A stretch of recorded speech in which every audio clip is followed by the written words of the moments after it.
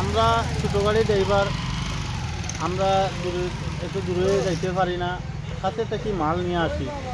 এই 12 চাক্কা, 16 চাক্কা, 18 চাক্কা, 50 ton 60 ton মাল লই। এটা তো 50-60 টনের রাস্তা নাই, যদিও তারা যাইতে পুরা রাস্তাটা একবারে ডাবাইয়া যার গিয়া। এটার এত বড় বড় গাড়ি যার ওই চলে গিয়া রাস্তাটা ডাবে যার। দেখুন আজকে আমার গাড়ি, পুরা গাড়িটা কীভাবে হয়েছে, এখন ফাল্টি খাইলি তো এখানে যদি ফাল্টি খাইলায় পুরা রাস্তাও ব্লক হইব। পুরা রাস্তার মধ্যে আমরা হয়রানি শিকার করি। আর মানে এইরকম রাস্তা বড় বড় গাড়ি যখন যাইতে আসে পুরা রাস্তাটা ভাঙ্গি একবারে ড্যামারেজ করে।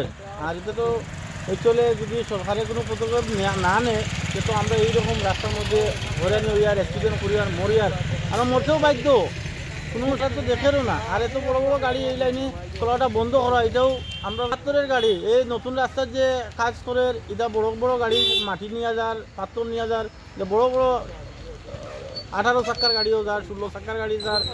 এই রাস্তা তো 16 চাক্কা, এটা হচ্ছে যে ধর্মনগর টু কদমতলা। এই রাস্তাটার বেহাল অবস্থা। এই এক রাস্তা বানাইতে গিয়ে আর এক রাস্তা শেষ।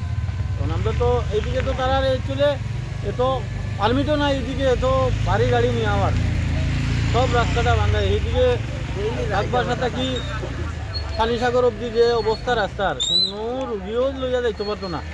তখন লাগছে আমরা এই রাস্তাটা, এই ছোটো ব্রাঞ্চ রাস্তা, এই ব্রাঞ্চ রাস্তাটা নষ্ট করা লাগিয়া তারা লাগছে এইভাবে।